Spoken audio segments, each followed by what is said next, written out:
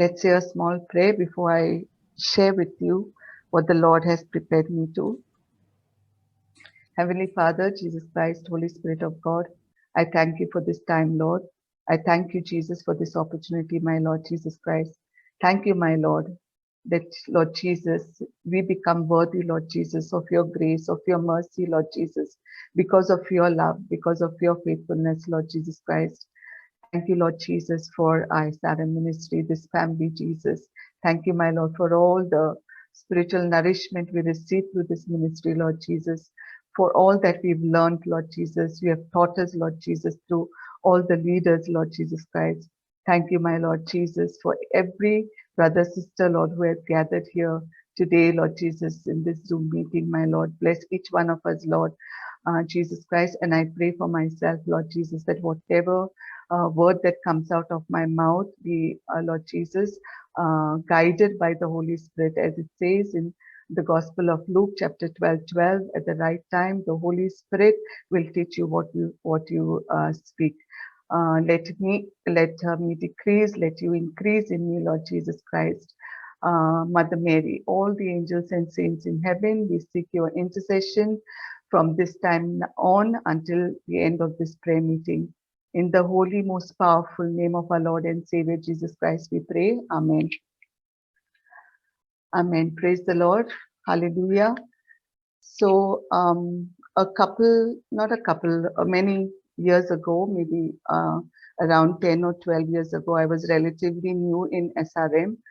And although we used to attend only the Friday prayer meetings, at least I had not really understood the concept of reading scriptures, applying scriptures. I had not really known who Jesus is, although I had encountered him. I had really not understood how to read the Bible, how to apply it in my day-to-day life. And so it was just a regular SRM prayer meeting that every Friday that we attended every Friday.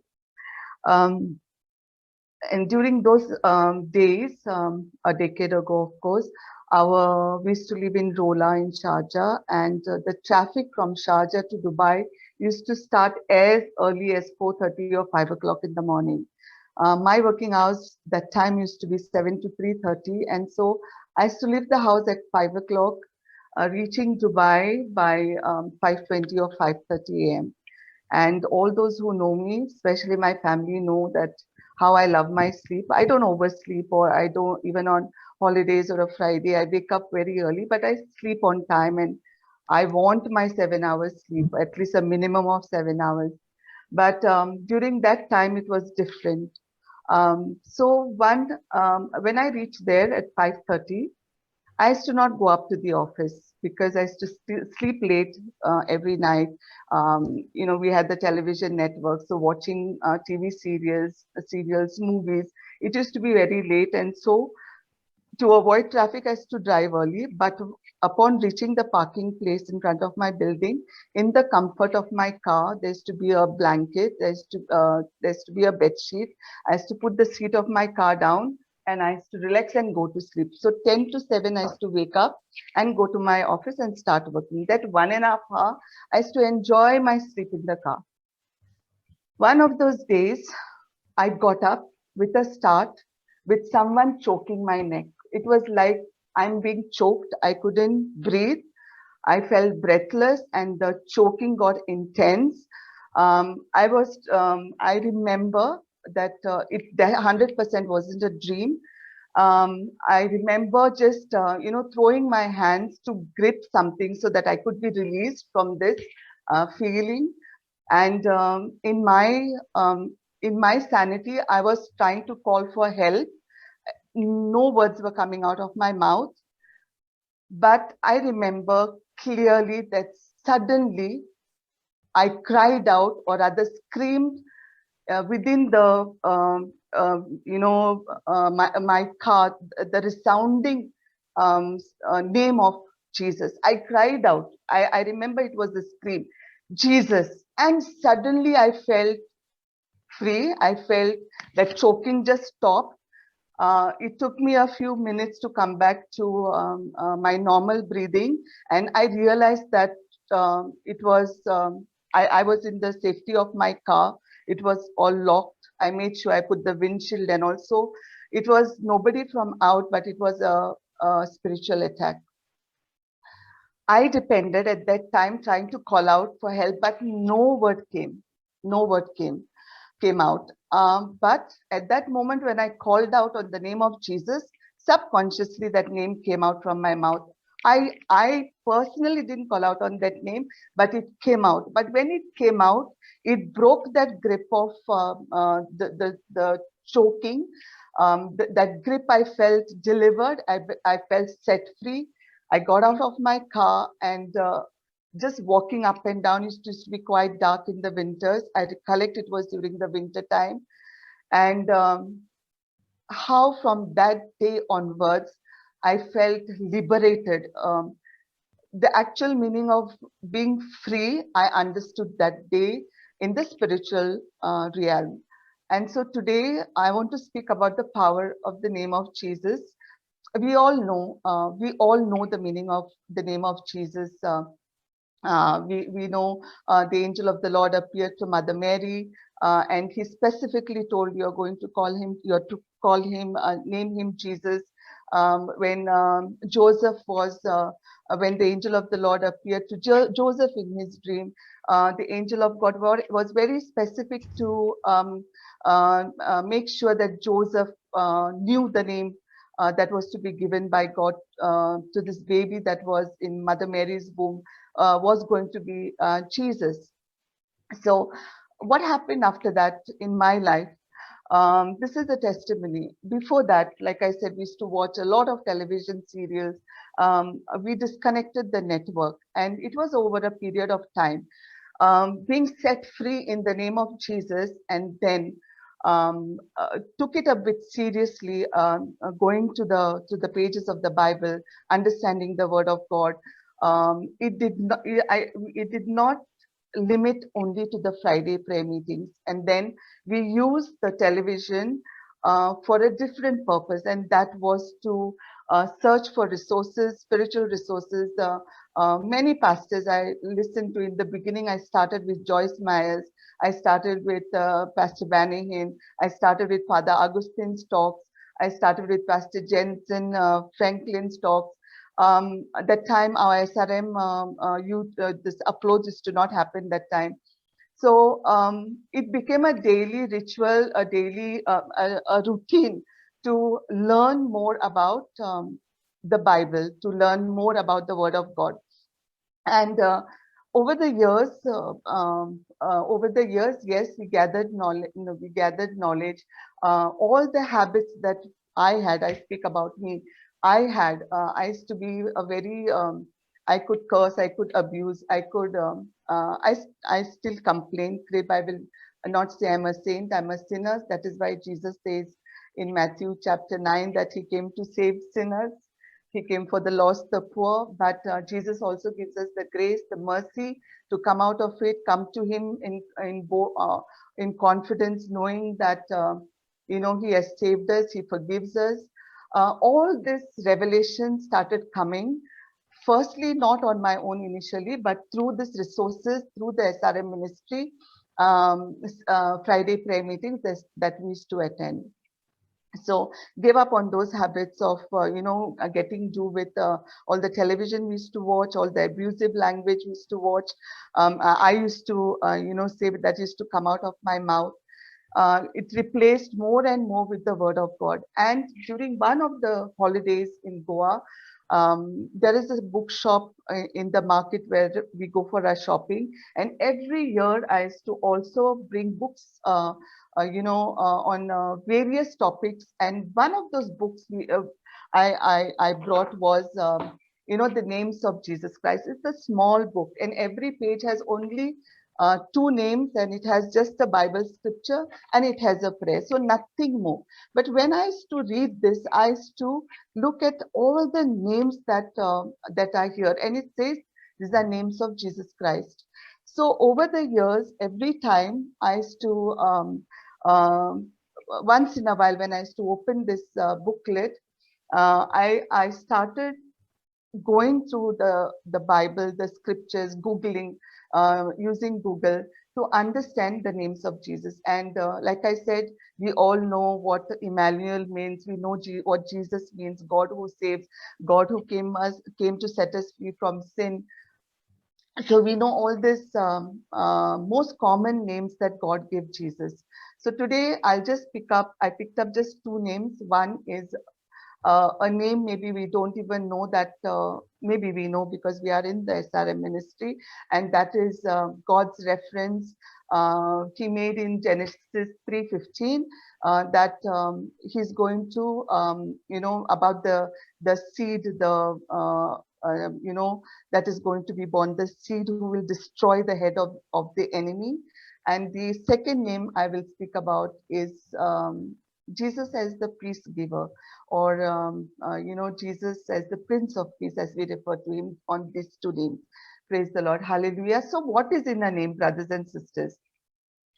If you know Father Mike Smith's, his Bible studies, I've joined his Facebook page where he gives Bible studies, and a lot of sharing is being done on that. And I wanted to understand what is in a name, the biblical name. And he says, he thought that as per the Bible, a name defines, Jesus's name defines the mission and destiny and the purpose for which God sent Jesus to earth for. So it means that, yes, in Jesus, the name of Jesus, we understand that it is God who saves us, God who delivers us from sin.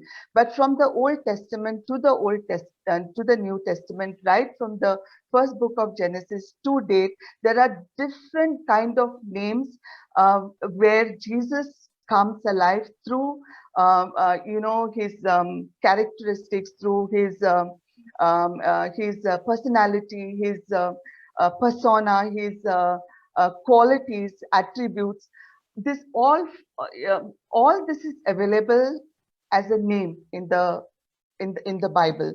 So we will speak about these two names, as I said. And so each name that God gave Jesus in the Bible, it describes the character, like I said, and the nature, the person of Messiah, the Christ, the Lord, our salvation, as we say. So let's take the first scripture, Genesis chapter 3, verse 15. So it says, this scripture is spoken at the time of the fall of man. So we know about all the temptation that took place between Eve and the servant and Adam, and God approaches them in this place, and Adam, and gives their justification as to how they ended up eating the fruit from the tree they were prohibited to eat from. And then finally God addresses the serpent, and what he says in Genesis 3:15, he says, I will put enmity between you and the woman, and between your offspring and hers. He will crush your head. So the definition of the name, the name referred to here as the offspring or as the seed, in this name is the nature or the hidden mission of Father God that he immediately spoke about, challenging or making it known to the serpent, that yes, the seed of the woman will crush your head. That means the plan went into motion immediately. So in the word, the name, the seed or the offspring was the hidden mission of God the Father, which he would accomplish through his son Jesus Christ. So in this name is hidden the characteristics or the quality or the sacrifice that was required to fulfill this mission of God to save mankind. What was lost at that moment in that place, God immediately, without wasting a second, put his plan into action, confessing or speaking the word to the serpent, saying that my seed will, which will be born through the woman, it will crush your head. Praise God. Hallelujah. Hallelujah. Praise God. So in Philippians 2, chapter 6, chapter 2, verse 6 to 8, it says, so being in very nature, God did not consider equality with God something to be used to his own advantage. Rather, he made himself nothing by taking the very nature of a servant, being made in human likeness, and being found in appearance as a man. He humbled himself by becoming obedient to death, even death on a cross. Brothers and sisters, in the scripture, we come to know that how God's plan for his son, who was God himself, right? John chapter 1, verse 1 to onwards speaks about that the word was with God, the word is God, the word is Jesus Christ who became flesh. So we know that this spoken word, this God himself, in the form of the seed, in the form of the fruit, became in the form of a word, became flesh in the womb of Mother Mary. So God, in this scripture, we come to know that God himself, incarnated as Jesus Christ, left the heavens, stooped down so low, leaving his heavenly throne to be born as a man to accomplish this mission God had declared already to save mankind. So Jesus Christ stoops down to earth as a man, leaving his heavenly abode. Second one, Jesus became so humble that he took the nature of a servant, to be born in a manger, to be born to a poor girl, Mother Mary, who was a poor girl, to be born, not as a king, but just as a mere human being. He became so humble. Then Jesus was so obedient. For his father, God put this plan into action. Jesus obeyed and he walked. The minute this plan came into action, he was born here on earth, right up to the cross. Jesus walked in obedience, knowing maybe the only child to be born on the face of the earth, who knew before his birth that he was going to die for mankind, to save mankind. That was his purpose, that was his plan that Father God had for him, and that is why he was going to be born on earth, and his father was going to accomplish the mission through his son, and that was to bring us together back to our heavenly Father. What was lost in that garden, to unite us again and bring us back into the garden. Hallelujah. Praise the Lord. And so, in the Gospel of Luke, chapter 1, verse 38, we know that Mother Mary, when the angel of the Lord appeared to Mother Mary had her own questions which she asked the angel, but she said, behold, I am the servant of the Lord, and let it be unto me according to thy word. Mother Mary also reflected in her personality, in her character, the same attributes that of Jesus Christ, that what was required for Jesus to be born, and Mother Mary to be used as the woman through whom this seed would be born, this seed who would destroy the work of the enemy, who was responsible to separate man from God. And so we see the same qualities. Mother Mary was humble, Mother Mary was submissive, Mother Mary was she was very obedient to and very loyal to God's word, and she obeyed and fulfilled the mission, the purpose that God had for Mother Mary. And Mother Mary's purpose was to bring Jesus into this world. She was used as this woman, as this vessel, to bring Jesus Christ in this world. Same way, brothers and sisters, through each name, as we come to know of the character of Jesus Christ through each name, what can we learn from it, and how can we live in our life? the very first thought through this scriptures only what I have spoken. There are many scriptures which speak about we speak about our sacrifice of Jesus Christ, of who God is. He's the Son of God, He's the Son of Mary, He's the Son of Man. These are all His names, and attached with each name is a definition. His nature is described against every name, and we can learn so much. And as we learn from every name, from every passage, from every scripture, what happens is we are created in the image and likeness of God, right? So when we have been born with the with the sin, what happens is a cleansing takes place. We are saturated, with the likeness, with the all the scriptures that we learn, all this what the Lord reveals to us through this pages, through the nature of Jesus Christ. That we immerse ourselves in this nature, and our human nature, like an onion, no, pill layer by layer, it can be peeled off and it can be thrown out. It can be thrown out. So, brothers and sisters, we can learn that how Mother Mary was submissive to God, obedient to God, how Jesus Christ became obedient to what his Father's plan for him is. We can use that same submissiveness in our family life. I lack it, very much lack it, being submissive to our spouse, to be obedient to God's word, to honor our father and mother. So many times we fail. But if we go through the pages of the Bible, if we understand who the Lord is, one of the ways only I'm sharing how I have learned to interpret the Bible, and that is what I'm sharing. And one of the ways is to learn about, Jesus's character. Every name in the Bible, be it, Jesus is called the cornerstone, Jesus is called the lily of the valley, Jesus is called, the Lamb of God, Jesus is called the Lion of Judah.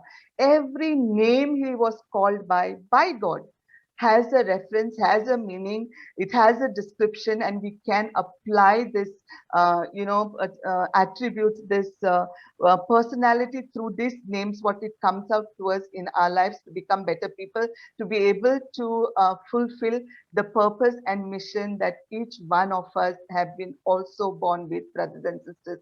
That God's ask the Lord, what is my purpose here on earth? Please reveal to me, Jesus Christ, what I should be doing. What is the purpose you have called me for? Some are called to be intercessors. Some are called to be, to be serve in the ministry. Some are called to be missionaries. So everyone is called for some work for the kingdom of God. Let's ask during this time, as we ponder and reflect on this name of our Lord Jesus Christ, that revealed to us, Lord Jesus, our own plan, what mission he has for us. Yes, he has placed us in our family, but what beyond that? What? So I will give you as an example, which I've learned most recently. We are all called, right, to, and this is related to the name of Jesus. So when the Lord put somebody in my, in conversation, or somebody talks about anything, I will change the subject, and I will bring somewhere in the context of the conversation that is going on, I will bring the name of Jesus. I don't expect anybody to change or be transformed or accept Jesus Christ as their Lord and Savior, but I'm giving the name of Jesus Christ to that person. How? I give a scripture. I give them, I tell them about the name of Jesus. I give them my testimony. I just speak, and we each one have hundreds of testimonies. Every day is a testimony. So why do you do that? Because just as Jesus loves you, just as God sent Jesus to save you and me, although we are not deserving, the same way Jesus loved those who don't know him yet. And so just give the name of Jesus to them. For the lay people, for those who don't know Jesus, if they just believe in the name of Jesus, they will be saved. That is what God's word say. We don't compel anybody, oh, you have to change now, you have to come for SRM prayer meeting, you have to come for the Sunday mass. No. Give the name of Jesus and let the Holy Spirit then do its work. Hallelujah. Praise the Lord. And a second reason why you're doing it is because just like how you love yourself, your family, your loved ones, you're supposed to love, your neighbor too. And so because you love your friend who does not know Jesus at all, because you love them, you give them you give them the scripture, you give them the name of Jesus. You send them sometimes, a scripture which has touched you. They may be having problems in their jobs. They must be having problems in their marriage, in their relationships, in their finances. Whatever scripture that you know, send it across to them. Does not matter whether they know Jesus or not. The Holy Spirit will do his work. That is the mission that is given to us. If that is yours, ask the Lord and take action, brothers and sisters. Hallelujah. Praise the Lord. Hallelujah. Praise God. So through the pages of the Bible, we know that in Ecclesiastes 12, verse 13, 14, it says, you know what Solomon's purpose was? His purpose speaks about in the scripture that it was to honor God. It says, for Solomon, his purpose was about honoring God with his thoughts and life, and thus keeping God's commandments, for one day he would be standing before God in judgment. Then what was the purpose that David spoke about? It says in 1 John chapter 3, verse 2, his purpose was to come to the satisfaction and knowledge that he would wake up in heaven, in the resurrected life, both beholding God's face and being like him. So his purpose was to ensure that he entered the kingdom of God, that he had eternal life with God. So, brothers and sisters, for Paul, his purpose was to know Christ and to be found in him. Just imagine the one who persecuted now was persecuted for the sake of Jesus Christ. That was his purpose, to live in righteousness, to live, by faith in him and share this faith that he had found during his post his transformation, to share it with the world. This boldness, with this confidence, with the fire of the Holy Spirit, he went boldly speaking to the same people whom he used to work for before. So such should be our zeal, our love to carry on the mission, the purpose that God has put in each one of us. Hallelujah. Thank you, Jesus. Praise you, Jesus Christ. Hallelujah. The second name of Jesus, which most of us speak about, and and we refer to and we know of, is the Prince of Peace, or Jesus is the Prince of Peace. Jesus is, the peacemaker. We pray in so many scriptures about Jesus Christ. So, brothers and sisters, today, where we are standing, in a world which is completely, it's come to a standstill, where our peace is destroyed, where the economy is completely down. We are having job losses. Our salaries are not being paid. We don't know what the future of our children are. There is so much of strife going on. There is, there is no unity or harmony between families. There is, between countries, there is no peace. So we are distracted, we are condemned, we are judged, we are confused, we don't know what decisions to take. And sometimes we say we pray for peace of Jesus Christ, but what is this peace? What is this? What are the attributes of this name of Jesus Christ? We'll speak in a few minutes, then we'll wind up. So this name of Jesus Christ is a messianic prophecy. We know that it was spoken by Isaiah in chapter 9, 600 years before Jesus Christ was born. So the book of Isaiah chapter 9 verse 6 says, "For to us a child is born, to us a son is given, and the government will be on his shoulders, and he will be called Wonderful Counselor, Mighty God, Everlasting Father, Prince of Peace." Now the word peace in Hebrews, it is called shalom, and we know many times even Jews or us across prayer ministries and all, they use this word shalom, or they greet each other in the name, in the sign of peace. We'll say peace be with you, praise God, or shalom. But what does peace mean? What does this name of Jesus carry with itself? It means completeness. It means safety. It means wholeness. It means rest. It means absence of agitation. It means fullness of God. It means harmony. It means lack of worry, set free of anxiety.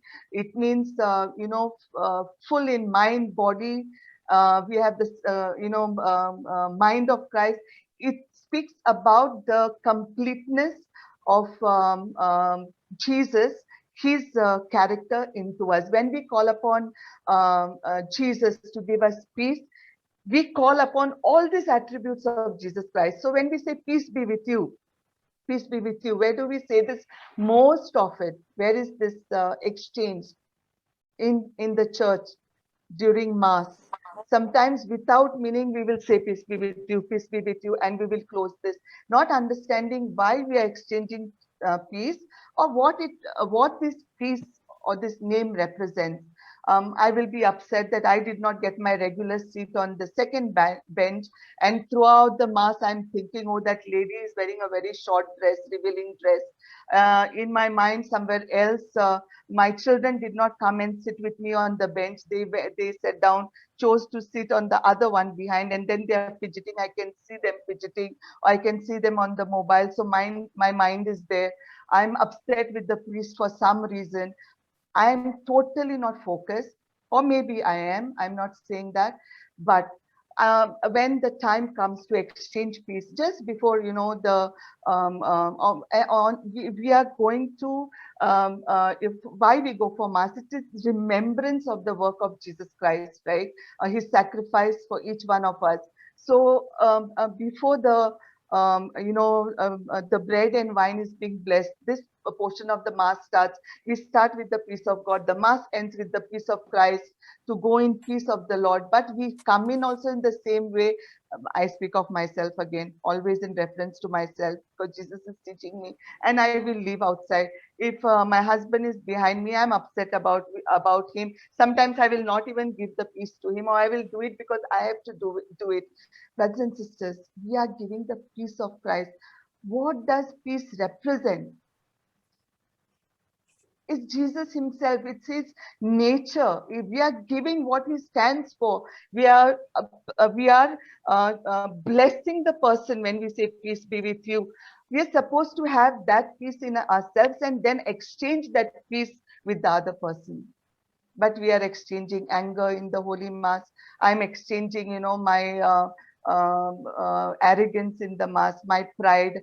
I'm upset. I'm thinking why that person has come wearing, such, not combed his hair or her hair. Why he's wearing a mask, not wearing a mask. So many reasons to distract us. So the enemy comes to steal, kill, destroy our joy and our peace in these little things we don't realize. But Jesus came to give us life, and life in abundance, and his kind of life, life with his full of joy, with his spirit, with his peace. The word of God says in Philippians chapter 4, verse 6 to 7, right? Do not be anxious about anything, but in every situation by prayer and petition, with thanksgiving, present your request to God. And the peace of God, which transcends all understanding, will guard your hearts and your minds in Christ Jesus. Brothers and sisters, uh, we will not be able to understand, but when you pick up a scripture from the Bible, ask the Lord, whatever the time that you're going through, you are troubled, you are feeling worried, you feel anxious, tomorrow that you have a point or a meeting with your boss is called for a meeting. You are thinking, contemplating, is it about my job, is it about reduction in my salary? we tend to go towards the negative side of thinking.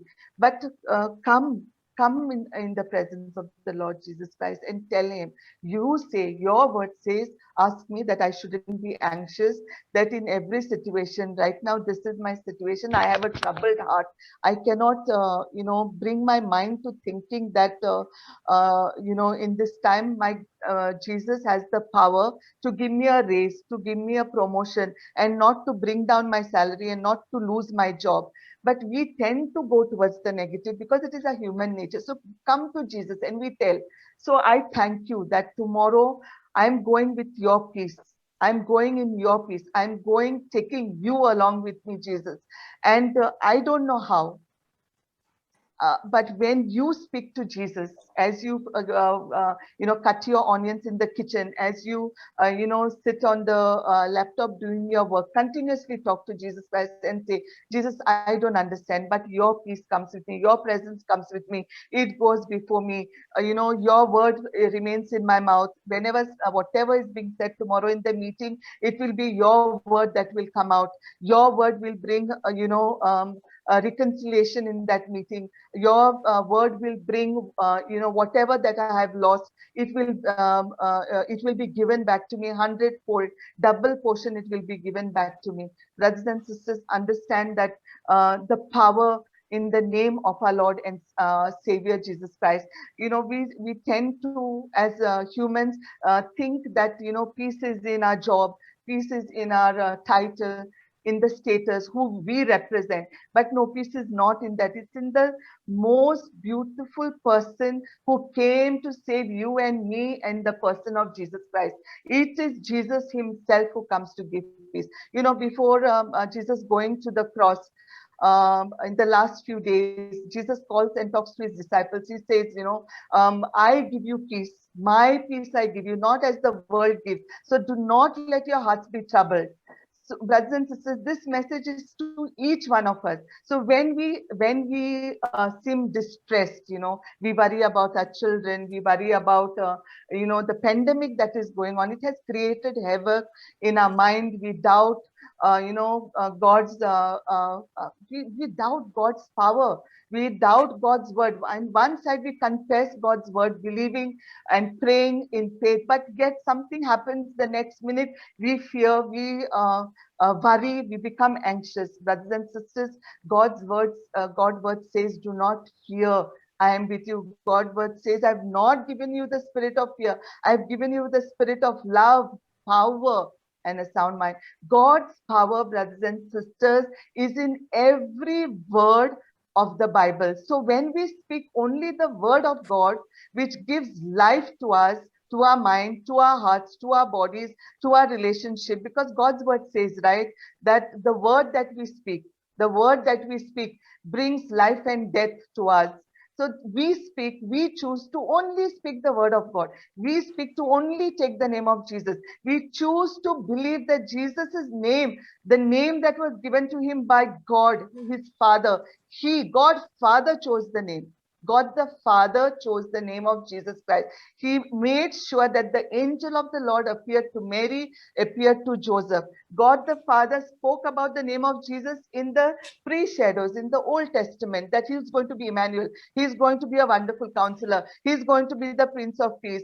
He is going to be your companion. He is going to be your friend. He is going to be your salvation. Brothers and sisters, Jesus has done it all. From the time God put his plan into action, the mission started from that day on, when Father God cursed the serpent, telling him that my seed will destroy you. Jesus finished that work already. On the cross, he finished it. Galatians 3:13 says, right, that Jesus redeemed you and me, brothers and sisters, from the curse, from that curse which had come upon us when we lost, heaven, when we lost our relationship with Jesus Christ during Adam and Eve's fall. We had lost a relationship with Jesus. We had lost communion with God. But by the plan of God which unfolded through Jesus Christ, this mission which came to completion, which became successful on the cross, Jesus, when he breathed his last, brothers and sisters, that time we are back into the garden. But How do we know? How do we realize? Do we even know we have that power that Jesus Christ has given us the authority when we speak the word to speak life into all our brokenness, to speak life into all our dead situations? Jesus Christ has given you and me the authority. And how do we know? Seek the kingdom of God. God's word says you seek the kingdom of God. Don't seek the newspapers, don't seek what is happening in the news. In today's time, the pandemic that is taking place, brothers and sisters, so many stories. It's the truth. I'm not saying no, but we choose. Either we choose life in Jesus Christ, or we have doubts that Satan will put into our mind continuously. The doubt, this type of variant is coming, that type of variant is coming. Oh, in this country, that many numbers. We have to be informed. I don't deny, but do we allow it to take over our lives? Do we allow that what we read, what we hear, to supersede what we know, the knowledge that we have about our Lord and Savior Jesus Christ? He's done it all. And those who remain under the wings, the protection of the Almighty, Psalms 91. Those who remain under the protection of the Almighty, guaranteed this COVID and this pandemic cannot touch us, brothers and sisters. That should be our believing, that should be our confessions, and that should be written in our in our mind. It should be written in our heart, that every word that we speak, it will only speak about God. And so when your friend who doesn't know Jesus is so fearful at work, or your neighbor, or somebody that you meet in the bus while going to work, how do you get how do you give Jesus to everyone? How do you speak about the power of Jesus to everyone? When we give the word of God, when we speak about Jesus, when we speak about his name, every word, like I said before, every word is um, uh, uh, every word in the Bible represents Jesus's work, represents what work Jesus has done on the cross for us. It gives us victory, and we have to live in his victory, finish the mission that God accomplished, fulfilled through his son Jesus Christ. You know, in 1432, it says the church history, it speaks about one of the plagues in 1432. It happened in Portugal.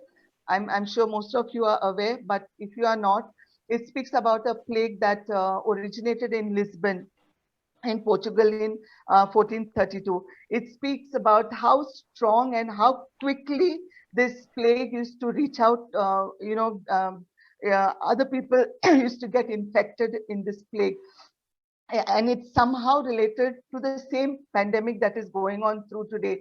It says it used to be transmitted, of course, by human touch, but also, the viruses that were carried on the coats that were worn by people, the clothes that were worn, by a hat, by a pen, the same thing. But what it says is that there was a bishop called Monsignor Andre Dias. He was in a monastery called Saint Dominic. And what it says is, I'll just read these two sentences. It says that he urged everyone in Portugal to call on the name of Jesus. In addition, he spoke to the people about the power of the name of Jesus. In time, the sick got well and the plague ceased. For many centuries, the confidence in the name of Jesus Christ continued in Portugal, and eventually it was spread to the rest of the European nation. In Spain, it spread over. Maybe we don't see it today, but it did.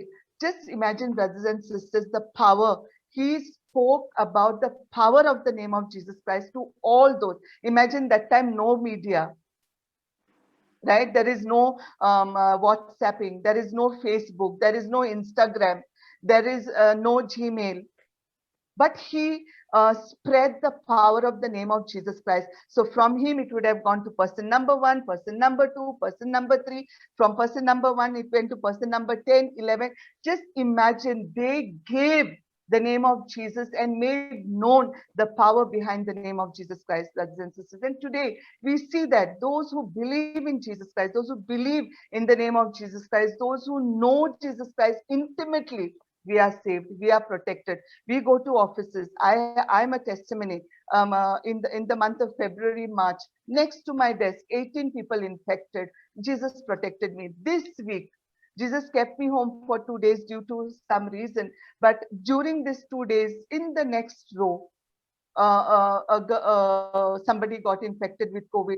Jesus protects us, but having known that it is our duty, immediately I send the word of God. Miss XYZ, whatever her name is, please confess this word of God. I am vaccinated in the blood of Jesus Christ. By the name of Jesus Christ, I am set free from this COVID. I've given them the name of Jesus and the blood of Jesus, which is the medicine and the name and the power for her to be delivered, healed, and come out of it. Praise God. Hallelujah. Brothers and sisters, such is the power in the name of our Lord Jesus Christ. Let's not take the name of Jesus and, think that it is only for me, it is only for my family, or it is only for Christians, it is only, those who go to church. Let's step a little out from our comfort zone. I'm sure each one of us do. But, if you come across anybody, whether it is a Muslim, it is a Hindu, it is a Christian, but who is an atheist, whatever it is, whatever situation it is, whatever conversation you are having, sometimes these conversations lead to gossip, lead to complaining, lead to cursing, lead to unnecessary talk. The minute you bring Jesus's name, in this such conversations, all these other type of conversations will die down. What will happen? The conversation will turn to Jesus centric. You have indirectly given them Jesus. Like I said, many times I say this, let the Holy Spirit do your job. You don't go after that person. Have you changed? Have you changed? Have you changed? No. But trust me, when you depend on the Holy Spirit of God, that person will come back to you asking for more scriptures, asking for more prayers when the need is there, and then it will become a day-to-day feature. We don't have to take anybody to the church for baptism. It's not you and me, it is the Holy Spirit who will lead them. At least I follow this, and I know that how many people that I give scripture to, whatever way I can. Praise God. So brothers and sisters, as we I pray to Jesus. I pray in the power of the name of our Lord and Savior Jesus Christ. I pray in the little knowledge that I have of our Lord and Savior Jesus Christ, what his name means, what his character means, what his purpose means, what his mission was, and what his plans for each one of us are, what purpose is put in our lives, in our hearts, that we will not suppress it, that we will not be afraid, we will not be fearful, but we will step out in confidence. Every word that God is giving us through the scriptures, ask the Holy Spirit to bring a fresh new revelation into our lives, which is required for that moment, for that day. Let us ask Jesus Christ that the word he gives us from the Bible, through the scriptures, that this word becomes flesh in us, brothers and sisters. We are the vessels, containers of today. We are the Mother Marys of today, not in the womb, but in our heart, in our mouth. We carry the word of God, and we, continue the mission of God that, God has given to each one of us. And yes, we will be responsible if God had put a soul in our life and we are not able to, give him the word, give him the name of Jesus. Tomorrow we will be responsible. So, brothers and sisters, today I urge, call upon the name of Jesus, call upon the power of the name of Jesus Christ. Know who Jesus is if we don't yet. And there are so many names in this book I have not yet understood, but I write a diary every time I do this. Now, just what I've spoken actually has 6-7 pages on my book. Um, I scribble, I write down my own way to understand, make me, come closer to God, to understand, Jesus. And I fall, I backslide, but knowing that I can go back to Jesus, knowing I'm a sinner, but yet Jesus loves me. I know that Jesus didn't come for the righteous. He came for a sinner like me. I know that, I don't speak fluently. I have broken English sometimes. I have so many grammatical, in this few minutes, I think that I spoke. I don't know, my English teacher would have been so ashamed of me, but Jesus's message we need to preach, keeping all of this aside. Uh, Jesus says that you go. He in the Gospel of Matthew chapter 28, in Mark's Gospel chapter 16, Jesus gives the authority to his disciples. He says, go, make disciples of the nations. He says, go, I give you the authority, to cast out demons, to lay hands on people and to heal them. Brothers and sisters, use this authority. God's word says, Jesus says, you have not asked for anything in my name. Ask in my name and it will be given to you. I keep saying that we end up asking in all things, material things that we need, my household needs. But ask Jesus, oh Jesus, there are millions of atheists in this world. Jesus, in your name I ask. We pray when our family gathers every day together on Zoom. We pray this prayer. We say, Jesus, today 4 of us are on Zoom today, mommy, myself, both my sisters. So we believe and we confess in our heart, Jesus, the 4 of us are praying. Minimum 4 atheists have given their life to you today. We say this prayer in confidence and we believe that it is so. We don't need to know which are the 4 people and which country they belong to and which part of the world they are from. You believe and you say. So I pray that today's word, how it has changed me. If you knew me 10, 12 years before, I think more, even after that, you all would have known me. And now also how I can be so finicky and moody and say something. I apologize for all of that. But I still know that I am the daughter of the Most High God. I'm the daughter of my Jesus who loves me. In spite of who I am, he loves me and he came for me. Father God sent Jesus to save me. I make it very personal. He came to save me. He came to heal me. I'm healed. That's it.